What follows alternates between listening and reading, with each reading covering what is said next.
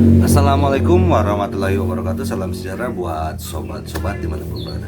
Oke, Mimin lanjutkan ceritanya ya guys. Bab 1291 sampai dengan 1295. Haha. Terima kasih Tuan Song atas pujiannya. Anda jauh lebih muda dari sebelumnya. Tampaknya obat genetik masih berguna. Lindong menjawab sambil tersenyum. Sejak identitas dan kekuatannya dipublikasikan, hanya sedikit orang di dunia yang berani bercanda dengannya secara normal.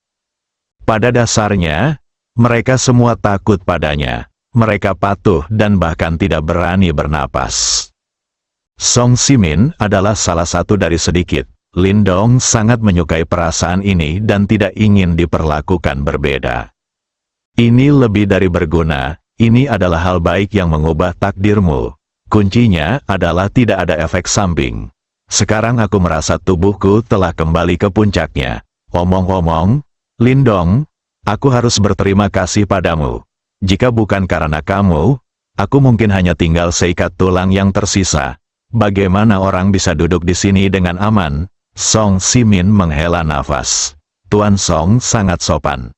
Semua orang Tiongkok melihat apa yang telah Anda lakukan untuk Tiongkok. Sebagai anggota Tiongkok, inilah yang harus saya lakukan. Biarkan masa lalu berlalu, itulah maksudku. Lindong menyilangkan kaki dan tersenyum. Inilah kenapa dia suka ngobrol dengan Song Simin. Dia tidak akan mengubah sikapnya karena identitas dan kekuatannya. Mungkin inilah alasan mengapa lelaki tua ini menganggap enteng hidup dan mati. Ngomong-ngomong, Lindong, aku mendengar dari Song Jia bahwa kamu luar biasa sekarang. Kamu telah mencapai puncak dunia virtual bintang itu.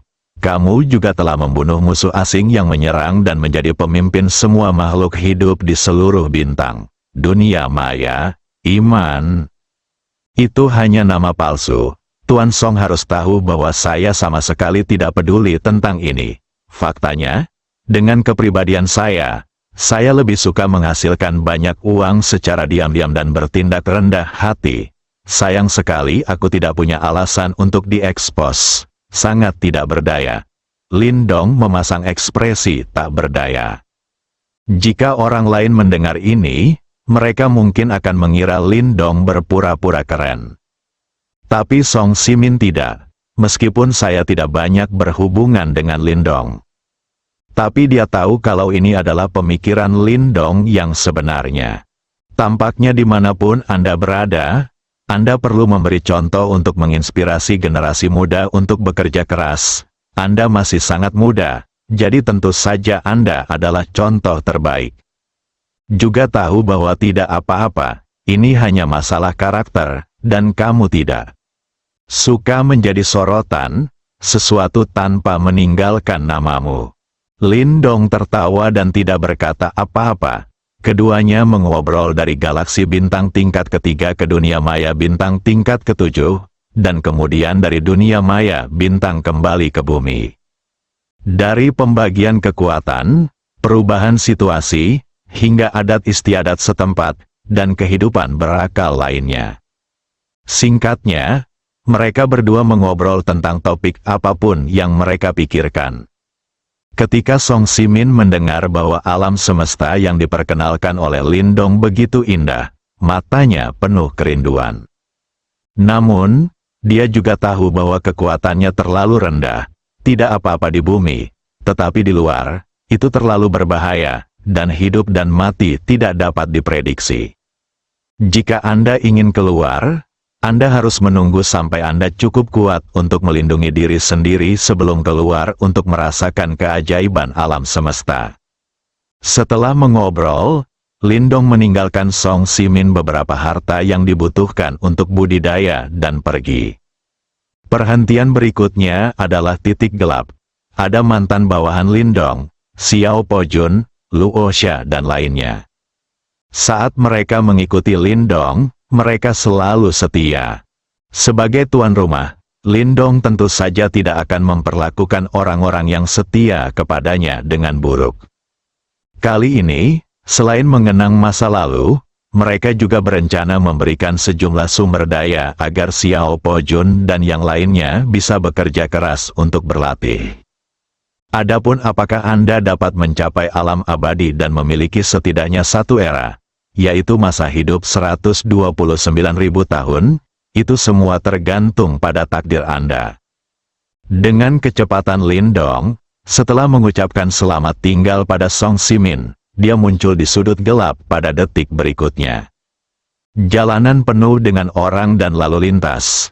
Ini lebih makmur daripada saat saya pergi. Pengendali dari sudut gelap tetaplah kelompok tentara bayaran api merah, yang didominasi oleh raksasa dan ditambah oleh Xiao Po Jun dan Tulip. Markas besar api merah, dua pria muda dan seorang wanita menawan sedang duduk bersama untuk mendiskusikan bagaimana mengembangkan dan memperluas sudut gelap. Lama tidak bertemu, kalian bertiga, ketiga raksasa terkejut pada awalnya. Setelah melihat pembicara, dia segera berdiri, berlutut dengan rapi di depan Lindong, dan berkata dengan hormat. "Raksasa, temui Tuan Lin. Xiao Po Jun, temui Tuan Lin. Tulip, temui Tuan Lin. Untuk bersikap sopan, semuanya, bangun." Lindong melambaikan tangannya dan membantu mereka berdiri. "Terima kasih, Tuan Lin, semuanya. Duduklah, saya tidak punya pekerjaan lain saat saya kembali kali ini. Saya hanya ingin bertemu dengan Anda dan mengenang masa lalu." Duduk, dan memberi isyarat agar mereka bertiga duduk juga. Raksasa, Xiao Po Jun, dan Tulip saling berpandangan dan ragu-ragu, tidak berani duduk. Memang benar status pria di depanku ini terlalu tinggi. Mereka tidak berani duduk satu meja dengannya. "Apa, aku sudah lama pergi, dan sekarang tidak ada gunanya berbicara," Lindong berkata dengan tenang. Mereka bertiga segera berlutut lagi. "Tuan Lin, tenanglah, kami tidak berani," jawab raksasa sambil tersenyum masam. "Ya, Tuan Lin, siapa Anda? Beraninya kami duduk bersama Anda?" Xiao Po Jun mengikuti dari dekat. "Tuan Lin, begitu berita ini tersiar, pengagum setiamu akan menenggelamkan kita semua dengan ludah mereka." Tulip menatap Lindong, matanya dipenuhi bintang, dan dia tidak menyembunyikan kegembiraannya. Jelas dia adalah salah satu pengagum setia Lindong. Jika ada yang berani mengatakan sesuatu yang buruk tentang Lindong, dia, Tulip, akan menjadi orang pertama yang menolak. Apa yang perlu ditakutkan? Itu hanya teman lama yang duduk bersama untuk bernostalgia dan mengobrol, kecuali kamu tidak memperlakukanku sebagai teman, kata Lindong tak berdaya. Dia sangat tidak menyukai pertemuan yang terlalu formal seperti ini.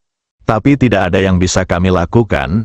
Orang-orang menghormati Anda. Apa yang dapat Anda lakukan? Anda tidak dapat melakukannya dengan keras, Tuan Muda Lin. Kami benar-benar tidak berani menjadi teman Anda. Anda adalah Tuan kami. Selama Anda mengucapkan sepatah kata pun dari Tuan Muda Lin, saya tidak akan pernah cemberut bahkan ketika saya mendaki Gunung Pedang dan ke Laut Api. Raksasa segera menyatakan kesetiaannya. Selama Tuan Lin hanya mengatakan sepatah kata pun, saya akan mendaki Gunung Pedang dan Lautan Api tanpa mengerutkan kening. Tentu saja, dua orang lainnya tidak akan ketinggalan. Oke, karena kalian semua mendengarkanku, aku perintahkan kalian sekarang untuk bangun dan duduk, ngobrol denganku, dan mengenang masa lalu. Mereka bertiga akhirnya duduk di meja yang sama dengan Lindong dan mulai tanya Lindong melaporkan pencapaian Dark Corner selama bertahun-tahun. Tapi bagaimana Lindong punya waktu untuk mendengarkan ini? Apalagi sudut kecil yang gelap, bahkan Lindong dari alam Starfight tidak akan menganggapnya serius. Dia datang ke sini hanya untuk bertemu teman-teman lamanya dan memberikan beberapa sumber pelatihan untuk membantu semua orang meningkatkan kekuatan mereka. Itu saja, Lindong, yang meninggalkan Dark Corner, pertama kali mengunjungi rumah Yunsi. Yun Zonghai dan Guan Meiling sangat antusias saat melihat Lindong. Ini hampir lebih dekat daripada anak kandung. Pasangan itu segera menghentikan aktivitas mereka dan menyapa Lindong, karena takut mengabaikan satu sama lain. Lindong juga tinggal di rumah Yunsi selama beberapa hari. Awalnya, idenya adalah menghabiskan waktu berduaan dengan Yunsi. Sejak meninggalkan bumi dan pergi ke alam Singsu, mereka berdua hampir tidak pernah berduaan, tidak nyaman memiliki terlalu banyak orang. Hasilnya, idenya kaya dan kenyataannya sangat tipis. Rencana tidak pernah bisa mengikuti perubahan, dan ide-ide indah tiba-tiba dirusak oleh ibu mertua Guan Meiling. Guan Meiling juga sangat bersemangat. Dia sama sekali tidak menyadari tatapan melankolis di mata putrinya. Paman saya adalah penyelamat umat manusia di bumi dan bos di balik Donglai International, konglomerat terbesar. Dikatakan bahwa bahkan alien pun ditaklukkan olehnya. Suatu kehormatan besar bisa berbicara dengan orang seperti itu. Beberapa hari kemudian, Lindong pergi dengan tatapan enggan dari Yunsi dan keluarganya. Lanjutkan ke yang berikutnya, Lindong membutuhkan waktu lebih dari sebulan untuk menyelesaikan satu lingkaran penuh. Dan berita kembalinya dia ke bumi perlahan menyebar. Seluruh bumi jatuh ke dalam karnaval. Jika tidak 100% orang di seluruh dunia menganggap Lindong sebagai idolanya, setidaknya 90% dari mereka menganggapnya demikian. Lagi pula, ketika Feng Ruochen menginvasi bumi, hal itu disiarkan langsung ke seluruh dunia. Video dari masa itu masih beredar di internet, volume pemutarannya sangat tinggi.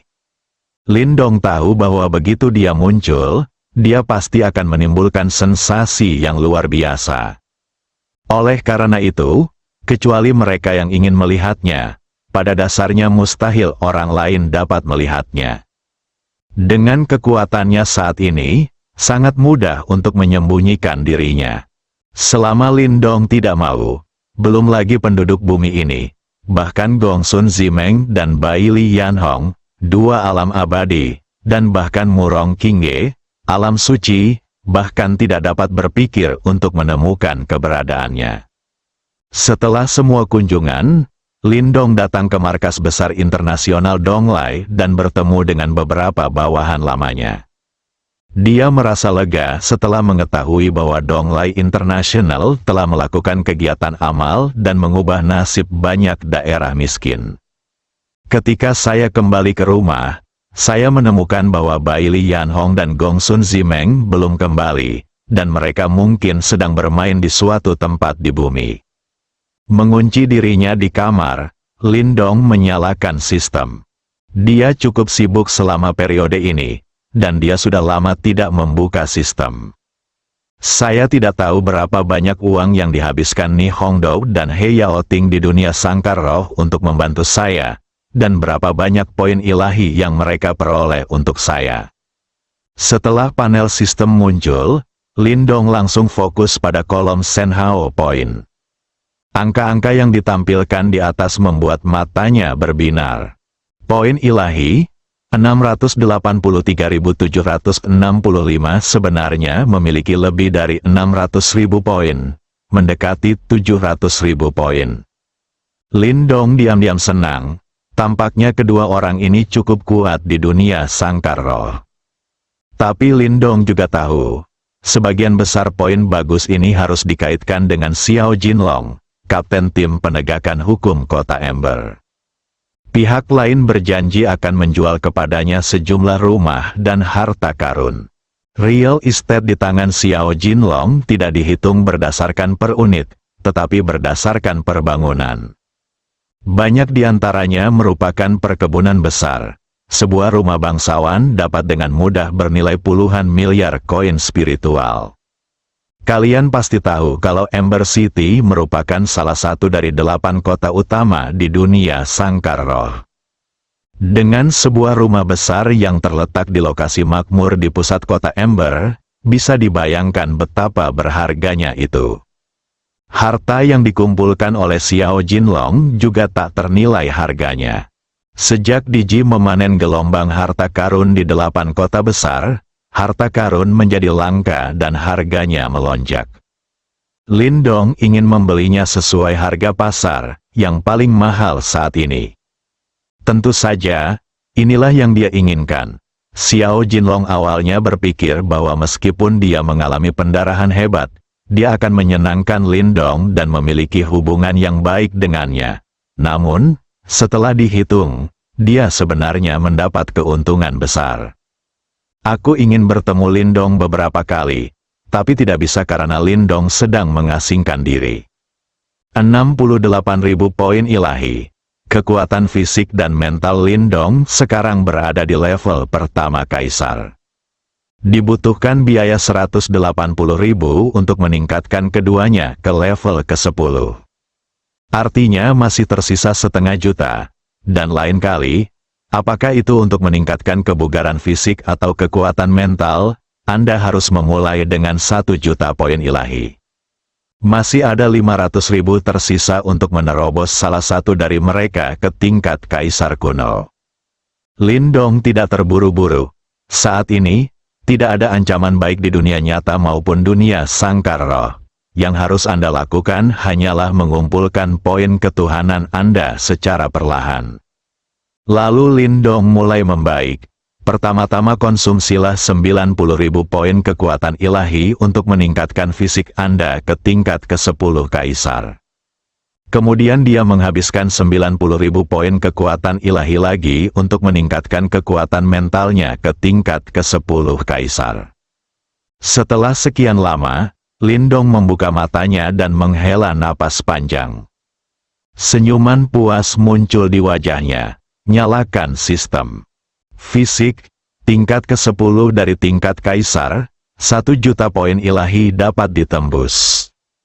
Roh, tingkat ke-10 dari tingkat Kaisar, 1 juta poin ilahi dapat ditembus. Kekuatan tempur, setengah langkah poin tingkat Kaisar kuno. 503.765 keahlian khusus, teknik klon, level 4, kebugaran fisik dan kekuatan mentalnya telah mencapai tingkat ke-10 dari tingkat gen Kaisar, dan kekuatan tempurnya juga telah mencapai setengah langkah dari tingkat Kaisar kuno. Masih ada 500.000 poin Senhao tersisa. Lindong berpikir bahwa dia tidak terburu-buru untuk menerobos, jadi sebaiknya dia menghabiskan 100.000 untuk meningkatkan teknik klon ke tingkat kelima. Dengan cara ini, jumlah klon dapat ditingkatkan. Pada saat itu, bahkan jika Yunsi dan yang lainnya tidak lagi bersama dan menghadapi krisis pada saat yang sama, mereka akan mampu mengatasinya. Lakukan saja jika Anda memikirkannya, fokus pada teknik cloning. Sebuah jendela muncul, peningkatan teknik klon ini akan menghabiskan 100.000 poin dewa. Setelah peningkatan, teknik klon akan ditingkatkan dari level ke-4 ke level ke-5, dan jumlah maksimum klon juga akan ditingkatkan dari 9 menjadi 27. Harap konfirmasi dengan tuan rumah. Apakah Anda ingin meningkatkan? Ada 2 opsi di bawah, ya atau tidak. Menunggu tuan rumah menentukan pilihan. 27 klon. Jumlah ini membuat Lindong gembira. Saya tidak menyangka akan meningkat begitu banyak secara tiba-tiba. Jika mencapai level ke-6, bukankah jumlah klonnya akan melebihi 100? Begitu dia mengambil tindakan, ratusan klon akan menghadapi musuh. Pemandangannya sungguh mengejutkan. Lindong memilih ya tanpa ragu. Jumlah klon telah meningkat dari 9 menjadi 27. Kekuatan fisik dan mental mereka juga telah mencapai tingkat ke-10 Kaisar, dan kekuatan tempur mereka telah mencapai setengah langkah Kaisar kuno. Pada saat ini, Lindong tidak bisa tidak memiliki ide di benaknya. Jika Anda bertemu dengan pembangkit tenaga listrik tingkat Kaisar kuno yang nyata, tahukah Anda jika 27 klon Anda, ditambah tubuh asli Anda, dapat melawannya?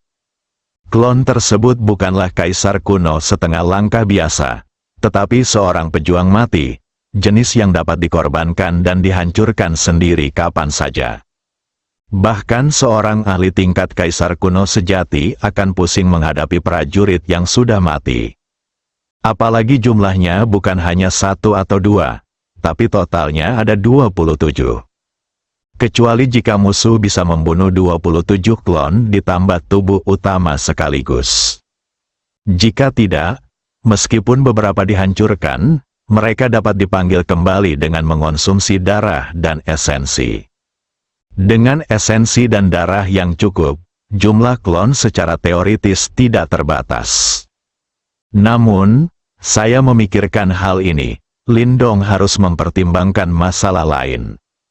Meskipun saya memiliki banyak esensi dan darah, itu terbatas. Sekarang, secara total, saya hanya menggunakan beberapa lusin tetes, kurang dari 100, dan tubuh saya masih dapat menahannya untuk saat ini. Namun semakin banyak darah yang digunakan, pasti akan timbul masalah pada tubuh. Kami masih harus mencari cara untuk meningkatkan jumlah darah dan esensi. Saat berada di alam Xingsu, Lindong telah meminta Su Sueling untuk membantu mengumpulkan harta yang dapat mengisi kembali esensi dan darah tubuh manusia, namun efeknya tidak ideal. Hal ini membuatnya berpikir bahwa itu mungkin tidak tersedia di alam Xingsu, dan dia harus pergi ke alam Linglan peradaban tingkat 9 untuk mendapatkannya. Jadi, apapun yang terjadi, Lindong harus pergi ke wilayah Linglan. Tidak ada yang lain, sekadar untuk mendapatkan harta karun yang bisa mengisi kembali sari darah. Setelah meningkatkan kekuatan dan klonnya, Lindong tidak bangkit, melainkan langsung memasuki dunia sangkar roh. Dia belum pernah ke dunia sangkar roh selama lebih dari sebulan. Disitulah dia mendapatkan poin keilahiannya. Bahkan jika dia akan fokus pada dunia nyata di masa depan, dia masih harus mengunjunginya sesekali.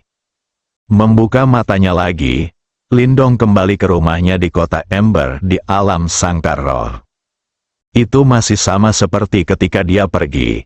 Dia menyatakan kepada dunia luar bahwa dia sedang mundur dan tidak ada yang berani masuk dan mengganggunya. Dia bangkit dan datang ke pintu, dan memeriksa formasi mini yang dia buat ketika dia pergi. Itu tidak disentuh, artinya, tidak ada yang masuk.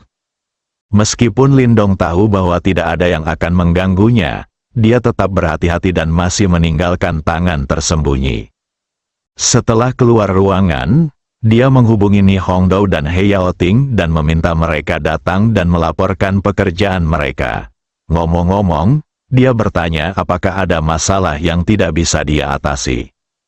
Ketika keduanya menerima kabar bahwa tuan muda mereka telah meninggalkan pengasingan, mereka segera menghentikan apa yang mereka lakukan dan bergegas kembali.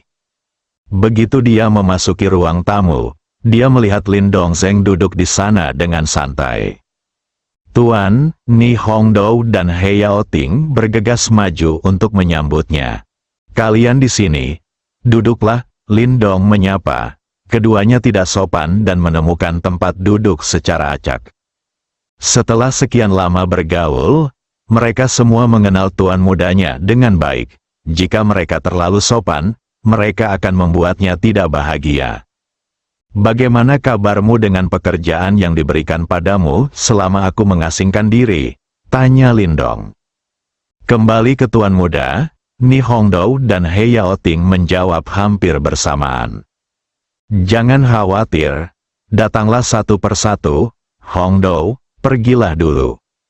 Ya, Tuan, setelah Anda mundur, saya akan mengikuti instruksi Anda dan membuat kesepakatan dengan Xiao Jinlong, Kapten Tim Penegakan Hukum Kota Ember, dan membeli 3.000 bangunan bersamanya, rumah-rumah mewah yang sangat bagus, serta banyak harta yang tak ternilai harganya, dibeli dengan harga pasar sesuai dengan instruksi Anda. Hanya saja untuk beberapa alasan yang tidak diketahui, harga harta karun telah melonjak akhir-akhir ini. Ini dia tidak hanya terjadi di kota Ember, tapi juga di kota-kota besar lainnya. Harga harta yang kita beli jauh lebih tinggi dari sebelumnya. Bahkan ada yang 10 kali lipat lebih tinggi. Jika kita membelinya saat harganya paling tinggi, kita pasti akan rugi. Tidak apa-apa, tidak masalah. Ikuti saja pasarnya, kata Lindong acuh tak acuh. Yang dia inginkan bukanlah harta karun ini, tetapi poin ketuhanan yang dibawa oleh uang yang dihabiskan untuk membeli harta karun tersebut. Selama poin Senhao diperoleh, harta karun dan sejenisnya tidak ada gunanya. Tuan-tuan dapat diumpankan ke tuan-tuan sekarang. Jika tuan-tuan tidak datang lagi, taruh saja di mana saja. Bagaimana jika tuan-tuan kembali suatu hari nanti? Lalu apa yang harus kita lakukan dengan harta yang kita beli? Temukan gudang untuk menyimpannya. Tetapi jika kamu menyimpannya, kamu pasti akan kehilangan uang setelah pasar stabil, dan kamu akan kehilangan banyak. Ni Hongdou berpikir bahwa membeli harta karun dengan tergesa-gesa akan menyebabkan kerugian mendesak. Tapi dia bilang simpan dulu. Jika Anda membeli saat harga berada pada titik tertinggi, dan menunggu hingga harga turun, bukankah itu perdagangan yang merugi? Ni Hongdou tidak mengerti apa yang tuan mudanya lakukan. Dulu, ketika tuan-tuan ada di sini, tuan muda akan membeli harta untuk dimakan tuan-tuan. Sekarang tuan-tuan sudah tiada, apalagi yang Anda beli. Kalaupun untuk rombongan, tidak perlu membelinya saat harga paling tinggi kan? Hongdou, jangan membatasi dirimu pada keuntungan dan kerugian langsung. Bagiku, uang yang kamu keluarkan adalah uang, dan apa yang kamu simpan hanyalah angka. Selama kamu bisa membeli sesuatu, tidak peduli berapa banyak kamu habiskan. Itu sepadan, Lin Dongyu berkata dengan sungguh-sungguh. Tuan, saya mengerti. Saya akan mematuhi instruksi Anda mulai sekarang dan tidak akan menanyai Anda lagi. Ni Hongdou sebenarnya tidak begitu memahami prinsip tuannya. Dia berpikir dalam hati, mungkin inilah perbedaan antara orang kecil seperti saya dan tuan muda. Menurut saya uang itu sangat penting, tetapi tuan muda melihat uang sebagai rangkaian angka. Inilah perbedaan di dunia nyata. Paham saja, Lindong mengangguk. Dia hanya berbicara omong kosong, tidak masalah jika Ni Hongdou tidak mengerti, tanyakan saja padanya nanti. Jika dia tidak mengeluarkan uang untuk mendapatkan poin Senhao, dia akan membeli harta itu dan meninggalkannya sendirian ketika dia kenyang dan kenyang, tidak bisa tinggal di rumah setelah membelinya. Bagaimana denganmu, Lao He? Tolong laporkan kemajuanmu baru-baru ini. Lindong memandang He Yaoting. Kembali kepada Anda, Guru, saya mungkin mengecewakan Anda. Saya belum mencapai banyak hal. Saya telah belajar tentang pasar dan memperluas koneksi saya baru-baru ini. Tampaknya 8 kota besar telah mengalami banyak penjarahan. Lebih dari setengahnya sebagian dari harta karun itu hilang, yang menyebabkan harga meroket. He Yaoting menjawab dengan jujur. Lebih dari separuh harta karun di 8 kota besar telah dijarah. Lindong tampak bingung. Dia sepertinya pernah mendengar Xiao Jinlong menyebutkannya. Pada saat itu, dia menganggap pihak lain salah mengira bahwa dia adalah murid dari kekuatan yang kuat, jadi dia tidak menanyakan pertanyaan lebih lanjut.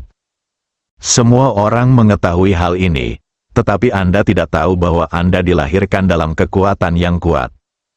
Bukankah ini mengungkap rahasia seseorang? Lindong tidak takut pada apapun. Dengan kekuatannya, dia tidak membutuhkannya sama sekali.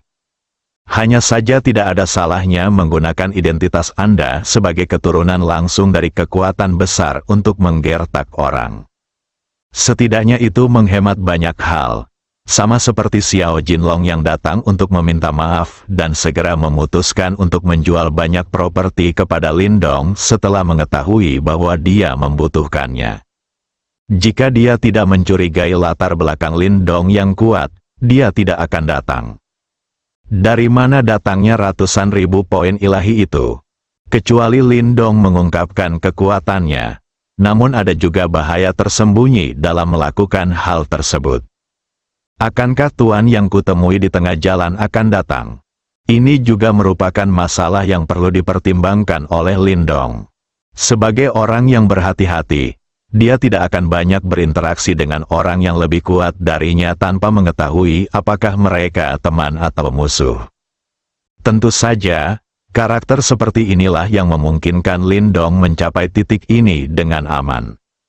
Ya, 8 kota besar mengalami peristiwa besar belum lama ini, kata He Yaoting. Apa masalahnya? Lindong terus bertanya. Entahlah, masalah ini sepertinya tabu. Bahkan kekuatan yang sedikit berkemampuan di 8 kota besar mengetahuinya. Tapi mereka tidak berani mengatakannya. Saya telah mencoba banyak cara untuk mengetahuinya, dan bahkan menghabiskan banyak uang. Uang tidak ada gunanya. Semua orang tampaknya bingung. Itu tabu. Lindong berpikir keras setelah mendengar ini. Karena orang terkuat di kota Ember adalah penguasa kota Miao Shijin. Kota-kota utama lainnya seharusnya hampir sama. Berani menjarah harta karun di 8 kota besar, dan membuat kekuatan kuat yang tak terhitung jumlahnya ketakutan, dan mereka bahkan tidak berani membicarakannya. Kekuatan orang ini harus mencapai langit. Mungkin pria misterius yang ditemuinya di jalan. Hanya dia yang bisa melakukan ini. Siapa itu? Kenapa selalu terasa familiar? Pada saat ini, Lindong merasa sedikit menyesal mengapa dia tidak melihatnya lebih dekat. Bahkan jika Anda ketahuan, itu tidak masalah. Aku tidak punya dendam padanya, jadi dia mungkin tidak akan membunuhku. Bukan tidak masuk akal jika Lindong curiga bahwa orang yang menjarah harta karun 8 kota besar itu adalah pria misterius yang ditemuinya sebelumnya. Lagi pula, mereka yang bisa membuat kekuatan di 8 kota besar patuh dan rela menyerahkan harta tanpa berani membicarakannya pasti sudah mencapai tingkat kekuatan tertentu. Dan pria misterius itu adalah satu-satunya pria kuat yang menganggap dirinya tak terkalahkan sampai Lindong datang ke dunia sangkar roh. Pemimpin kota Ember, Miao Shijin, bahkan tidak layak membawa sepatu seseorang. Karena tidak bisa menebak identitas pria misterius itu, Lindong mengabaikannya begitu saja. Apapun yang terjadi, hal ini bermanfaat baginya. Harga harta karun meroket, sehingga lebih mudah mengeluarkan uang. Tentu saja, dia bisa mendapatkan lebih banyak poin. Jadi dia mengubah topik pembicaraan. Pak He, tidak masalah, jika kamu tidak mendapatkan hasil apapun sekarang, bukan berarti kamu tidak akan mendapatkan hasil apapun di masa depan. Kalau kamu baru di sini, ada baiknya memperluas jaringanmu terlebih dahulu. Jangan khawatir. Luangkan waktu Anda dan ikuti ide Anda. Saya percaya Anda. Jika Anda butuh sesuatu, tanyakan saja. Saya keluar dari pengasingan kali ini untuk menyelesaikan masalah Anda menemui kendala apapun selama pengasinganmu. Ini terutama karena Kapten Xiao. Pada dasarnya tidak ada yang berani mendatangi kami setelah dia menyapa. Itu bagus, Lindong mengangguk. Ini memang yang dia harapkan. Karena Xiao Jinlong ingin menyenangkan dirinya sendiri, dia mengasingkan diri lagi. Pasti akan memulai dari aspek lain. Ni Hongdou dan He Yaoting tentu saja adalah mitra terbaik. Berikan saja kemudahan pada kedua orang ini, tidak peduli apa, Lindong harus mengingat sentimen ini. Sebagai kapten tim penegakan hukum kota Ember, dia seringkali dapat dengan mudah menyelesaikan masalah yang tidak dapat diselesaikan oleh Ni Hongdou dan He Yaoting hanya dengan satu kalimat. Bahkan Lindong tidak bisa melakukan ini, kecuali Anda memperlihatkan kekuatan Anda sendiri. Lagi pula, dia baru saja datang ke Ember City. Meskipun dia kuat, kecuali penguasa kota Miao Shijin dan Xiao Jinlong, tidak ada orang lain yang mengenalnya sama sekali. Omong-omong, Tuan Muda, selama retret Anda, Kapten Xiao datang menemui Anda beberapa kali, tetapi pada akhirnya dia kembali tanpa hasil. Ya, saya mengerti.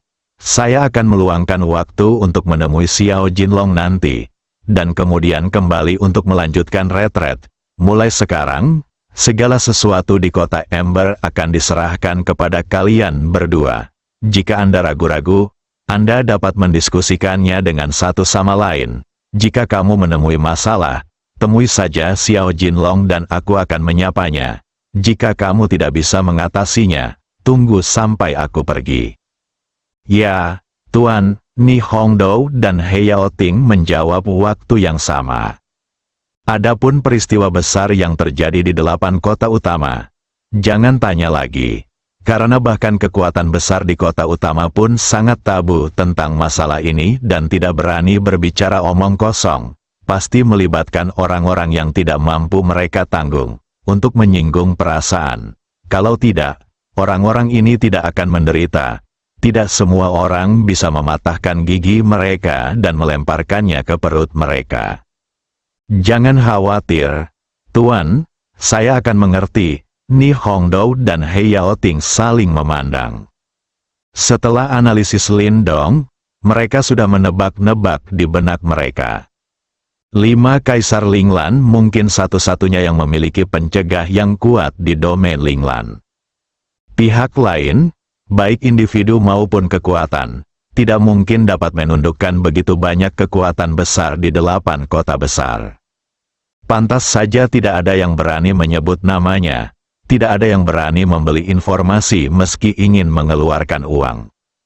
Ternyata kelima orang dewasa itu terlibat, hal ini dapat dimengerti. He Yaoting dan Ni Hongdou mengerti, tapi Lindong tidak tahu. Pemahamannya tentang domain Linglan sangat terbatas. Terutama karena saya tidak meluangkan waktu untuk memahaminya. Jika tidak, Anda pasti tahu bahwa hanya ada 5 ahli tingkat kaisar di domain Linglan. Dan dia berada di urutan ke-6. Kemudian Lindong akan dapat menemukan posisinya sendiri. Oke, jika tidak terjadi apa-apa, kamu bisa menjalankan urusanmu sendiri. Aku akan pergi menemui Xiao Jinlong. Ya, Tuan, Ni Hongdou dan He Yaoting selesai menjawab dan keluar dari ruang tamu. Lalu sosok Lindong juga menghilang. Di pusat kota Ember, tidak jauh dari istana Tuan Kota, terdapat sebuah rumah besar. Meski tidak semegah City Lodge Mansion, namun tetap cukup mewah. Plakat di gerbang istana diukir dengan 2 karakter besar, Xiao Mansion. Ini adalah rumah besar Xiao Jinlong, sebagai kapten tim penegakan hukum kota Ember. Status Xiao Jinlong di kota Ember cukup tinggi. Dapat dikatakan bahwa kecuali 3 keluarga besar Miao, Chao dan Wei, kekuatan lain harus memberinya wajah. Saat ini, Xiao Jinlong sedang menikmati pijatan dari beberapa pelayan cantik. Beberapa orang lainnya sedang mengupas buah dan menyuapkannya ke mulutnya. Belum lagi betapa riangnya hidup kecilku. Di sini, di sini, di sini, dorong lebih keras. Aduh. Nyaman, itu dia, jangan berhenti, ganti tempat, jangan selalu terpaku pada satu tempat. Xiao Jinlong berteriak dengan nyaman sambil mengarahkan. Para pelayan yang melayaninya semuanya terkemuka dalam hal sosok dan penampilan. Tepat ketika Xiao Jinlong menutup matanya dan menikmatinya, tiba-tiba sebuah suara terdengar di telinganya. Kapten Xiao sangat anggun. Xiao Jinlong tiba-tiba membuka matanya dan langsung berdiri. Siapa? Pada saat yang sama, dia mencari-cari sumber suara. Akibatnya, dia melihat seorang pemuda yang pernah bertemu dengannya dan sedang duduk di sana dengan menyilangkan kaki, tampak riang. Ternyata itu Tuan Lin. Tuan Lin datang ke sini secara tidak terduga dan tidak memberitahu Anda sebelumnya, sehingga saya bisa menyambut Anda, kata Xiao Jinlong sambil tersenyum. Tubuh juga menjadi rileks, karena orang yang datang adalah Lindong. Seharusnya tidak ada niat buruk. Lagi pula, mereka baru saja minum-minum dan mabuk lebih dari sebulan yang lalu. dan kemudian saling menjual properti dan harta senilai puluhan triliun koin spiritual. Selain itu, dia memperingatkan pihak-pihak di kawasan bisnis kota Ember untuk tidak mempermalukan He Yaoting. Lindong bukan tipe orang yang tidak tahu berterima kasih. Namun, Xiao Jinlong juga sedikit terkejut. Kapan orang ini sampai di sini? Dia bahkan tidak menyadarinya sama sekali. Baru setelah pihak lain mengeluarkan suara, dia menyadari ada orang tambahan di ruangan itu. Jika Lindong ingin melakukan serangan diam-diam, bukan. Xiao Jinlong bisa mendekatinya dengan tenang tanpa ketahuan. Tampaknya Lindong memang, seperti yang dikatakan penguasa kota, adalah pewaris yang diam-diam dikembangkan oleh suatu kekuatan yang kuat. Untungnya, saya menyimpannya tepat waktu. Jika tidak, dampaknya di masa depan tidak dapat diprediksi. Apa salahnya menyapa? Kapten Xiao terlalu sopan. Kita semua berteman. Ngomong-ngomong, aku tidak mengganggu kesenangan Kapten Xiao, kan? Lindong pun membalasnya dengan senyuman. Alasan mengapa dia tidak melewati gerbang untuk membiarkan orang memberitahunya tentu saja untuk menakut-nakuti Xiao Jinlong. Mulai sekarang, jika saya tidak berada di dunia sangkar roh untuk waktu yang lama, Xiao Jinlong akan menjadi bantuan terbaik. Ini dapat membantu Ni Hongdou dan He Yaoting menyelesaikan masalah mereka. Tuan Lin, apa yang kamu bicarakan? Apa yang lebih penting daripada bertemu denganmu? Setelah Xiao Jinlong selesai berbicara, dia menyadari bahwa para pelayan masih ada, dan berkata kepada mereka, "Kalian semua turun, aku punya sesuatu untuk dilakukan." Berdiskusi dengan Tuan Lin. "Ya, Tuan," beberapa pelayan cantik menjawab dengan hormat, lalu keluar dari kamar. Ini hanya sedikit ketertarikan. Biarkan Tuan Lin melihat leluconnya. Xiao Jinlong memandang Lindong. "Teman-teman, siapa yang tidak punya hobi? Aku mengerti, aku mengerti." Keduanya saling memandang dan tersenyum. Lindong dan Xiao Jinlong berbicara lama, lalu keduanya minum lagi. Sebelum pergi, Lindong memberitahu Xiao Jinlong bahwa dia mungkin akan mengasingkan diri lagi untuk jangka waktu tertentu dan berharap Xiao Jinlong dapat menjaga Ni Hongdou dan He Yaoting. Untuk masalah sekecil itu, Xiao Jinlong secara alami menepuk dadanya dan berjanji akan melakukannya dengan baik. Lindong kemudian meninggalkan Xiao Mansion, kembali ke rumahnya, mengumumkan mundurnya lagi, dan meninggalkan dunia sangkar roh. Bumi, Tiongkok, Sekte Tersembunyi Kunlun. Murong Qingge berdiri di pintu masuk Kunlun. Setelah dia kembali ke bumi, pertama-tama dia tinggal di rumah sebentar sebelum datang ke pintu majikannya untuk bersiap bertemu dengan majikan dan orang yang lebih tua. Bagaimanapun, ini adalah tempat di mana dia tinggal selama lebih dari 10 tahun, dan ini juga merupakan tempat di mana dia menyadari nilai dirinya sendiri selama periode ini. Kalau bukan karena Yuan Yin, tetua Kunlun, yang membawa Murong Qingge kembali ke Kunlun. Dia terjebak di antara Zhao Xidao dari keluarga Zhao dan Zhuge Changqiong dari keluarga Zhuge, dan hidupnya pasti tidak akan mudah. Tidak peduli siapa yang Anda pilih, Anda akan menyinggung perasaan orang lain. Baik itu keluarga Zhao atau keluarga Zhuge, keluarga Murong tidak boleh menyinggung perasaan mereka. Hal ini pada akhirnya dapat menyebabkan kemunduran berulang dalam keluarga Murong. Namun, setelah bergabung dengan Kunlun dan memiliki pendukung yang kuat, segalanya menjadi berbeda. Baik keluarga Zhao maupun keluarga Zhuge tidak berani melakukan apapun terhadap keluarga Murong. Murong Qingge masih memiliki perasaan terhadap Kunlun. Sejak dia memasuki Kunlun dan menjadi murid penatua Yuan Yin, dia telah menerima sumber daya terbaik. Dia masih sangat berterima kasih kepada sekte ini. Setelah berdiri di pintu masuk Kunlun dan mengenang beberapa saat, Murong Qingge melangkah ke Kunlun. Formasi yang dibuat oleh Kunlun tidak berpengaruh padanya. Setelah meninggalkan bumi kali ini, Murong Kingge adalah orang yang paling diuntungkan, tidak termasuk Lindong. Ketika dia pergi, dia hanyalah pemain top di daftar harimau. Sekarang dia telah kembali ke bumi. Kekuatannya telah mencapai alam suci yang diimpikan oleh banyak orang di alam Singsu. Bahkan Gongsun Zimeng dan Bai Lianhong, dua pejabat senior dari Sekte Kaca Warna-Warni, bukanlah tandingannya. Tentu saja, semakin banyak yang Anda dapatkan, semakin banyak Anda membayar, dan semakin banyak pengalaman yang Anda dapatkan. Yunsi dan yang lainnya pergi ke alam Singsu untuk berwisata, dan tidak pernah mengalami bahaya apapun. Dia telah berada di Sekte Kaca Berwarna-Warni. Lindong memblokir semua yang ada di depan mereka. Murong Kingge tidak hanya mengalami sakitnya seni terlarang, tetapi juga mengalami kematian 1 kali. Jika Lindong tidak tiba tepat waktu, dia akan berubah menjadi tumpukan tulang. Jangan katakan apapun lagi.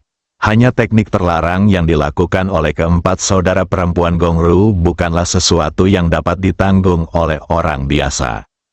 Di antara para wanita, Huang Fusiu mungkin satu-satunya yang hampir tidak dapat menanggungnya dan mendapat cukup manfaat darinya. Orang lain juga tidak bisa, tidak cukup bakat, tidak cukup kemauan. Menghindari formasi Kunlun, Murong Kingge berjalan maju tanpa bertemu siapapun. Di Kunlun sekarang, hanya ada beberapa murid yang layak dilatih untuk berlatih di sini, dan murid lainnya telah dikirim ke dunia sekuler untuk mengelola industri Kunlun. Murong Kingge datang ke balai Kunlun. Saya mendengar seseorang berbicara di aula. Dengarkan baik-baik, ternyata yang Chen Si, kepala Kunlun. Setelah menghitung waktu, Murong Kingge tiba-tiba sadar. Ternyata hari ini adalah hari di mana Kunlun mengadakan konferensi. Sekali sebulan, laporkan pencapaian Kunlun selama sebulan terakhir, serta beberapa keputusan sekte. Tak seorang pun di Kunlun boleh melewatkan konferensi semacam ini. Pantas saja saya tidak bertemu siapapun di sepanjang jalan. Sekalipun Kunlun mengalihkan fokusnya ke dunia sekuler, tidak mungkin tidak ada yang bertahan.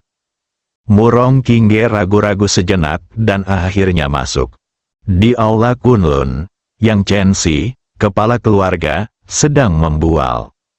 Ada sekitar 2 hingga 300 sosok berdiri di bawah. Mereka semua adalah murid elit mutlak dari Kunlun. Mantan kakak laki-laki Murong Kingge, Wen Ruyu dan kakak laki-laki ketiga Dongfang Ye ada di antara mereka, dan mereka berdiri di baris pertama. Dan tuannya, Fowell, juga ada di sana. Semuanya, kami di Kunlun selalu menjadi garda depan sekte tersembunyi di Tiongkok. Semua sekte menghormati kami, sama seperti keluarga Huang Fu adalah pemimpin sekte tersembunyi. Namun, dalam beberapa tahun terakhir, posisi kami terguncang. Saya percaya bahwa alasannya adalah semua orang, kami semua sangat menyadari hal ini. Menghadapi situasi ini, sebagai kepala Kunlun, saya tidak akan pernah membiarkan sekte manapun naik ke atas Kunlun saya. Bahkan jika itu untuk mengimbangi saya, kami, Kunlun, harus menjadi unik. Sebagai anggota Kunlun, setiap orang harus bekerja keras untuk ini. Kali ini, Susan yang memimpin. Sebelum Yang Chen Si dapat menyelesaikan kata-katanya, dia tiba-tiba disela oleh Aswara. Berderit, pintu aula utama dibuka dari luar. Semua murid Kunlun tertegun dan tanpa sadar berbalik untuk melihat keluar gerbang. Hal yang sama berlaku untuk Yang Chen Si, pemimpin Kunlun. Situasi ini belum pernah ditemui sejak pertemuan bulanan Kunlun. Seseorang benar-benar memasuki aula selama pertemuan sekte dan mengganggu pertemuan. Tak seorang pun dari sekte ini yang berani. Reaksi pertama Yang Chen Si adalah seseorang datang untuk menimbulkan masalah. Memilih waktu yang akan datang ini merupakan penghinaan besar bagi Kunlun. Meskipun Kunlun akan disusul oleh Susan, ia tetap menjadi yang nomor satu di dunia sekte. Tidak peduli siapa yang datang, dia harus diberi pelajaran mendalam hari ini. Tepat ketika Yang Jensi sangat marah dan siap memberi pelajaran pada pria pemberani ini, sesosok cantik muncul di depan aula. Murid-murid Kunlun yang melihat sosok ini semuanya tercengang, dan mata mereka tidak dapat lagi mentolerir hal lain. Rasanya seperti ada sesuatu yang menghantam jantungku, menyebabkan detak jantungku semakin cepat dan tekanan darahku meningkat. Murong Qingge pada awalnya dikenal sebagai wanita dengan kecantikan yang tak tertandingi. Pada saat itu, kekuatannya masih sangat rendah. Sekarang dia telah memasuki alam suci, seluruh temperamennya telah mengalami perubahan yang mengejutkan. Alam suci tidak sesederhana menjadi kuat. Setelah memiliki kekuatan suci, manusia juga akan menghasilkan aura suci. Bagi murid-murid Kunlun ini, Murong Qingge saat ini bagaikan matahari, menarik perhatian sekaligus menerangi hati mereka. Hanya orang-orang seperti Lindong, yang tekadnya telah mencapai batas tertentu, yang bisa bersikap acuh tak acuh terhadap Murong Qingge. Bukannya dia tidak peka, hanya saja dia bisa menolak dengan mudah. Yang lain tidak bisa. Bisa dibayangkan keseruan di hati Wen Ruyu dan Dong Fangye saat melihat wanita yang mereka rindukan di depan pintu aula. Saya pikir kita tidak akan pernah bertemu lagi dalam kehidupan ini. Tanpa diduga, Tuhan memperlakukan mereka dengan buruk. Yuan Yin juga mengenali muridnya, dengan senyum bahagia di wajahnya. Orang yang datang bukanlah musuh, tapi murid Kunlun. Ini adalah sesuatu yang tidak diharapkan oleh Yang Jensi. Murong Qingge mendorong pintu aula utama, melangkah ke aula utama, dan berjalan ke depan. Ketika dia sampai di belakang murid-murid Kunlun, dia mengabaikan tatapan gila itu dan berkata, "Murid Murong Qingge, saya telah bertemu dengan guru, dan semua saudara dan saudari." Semua orang di aula merasa seperti sedang mandi di angin musim semi. Bersambung.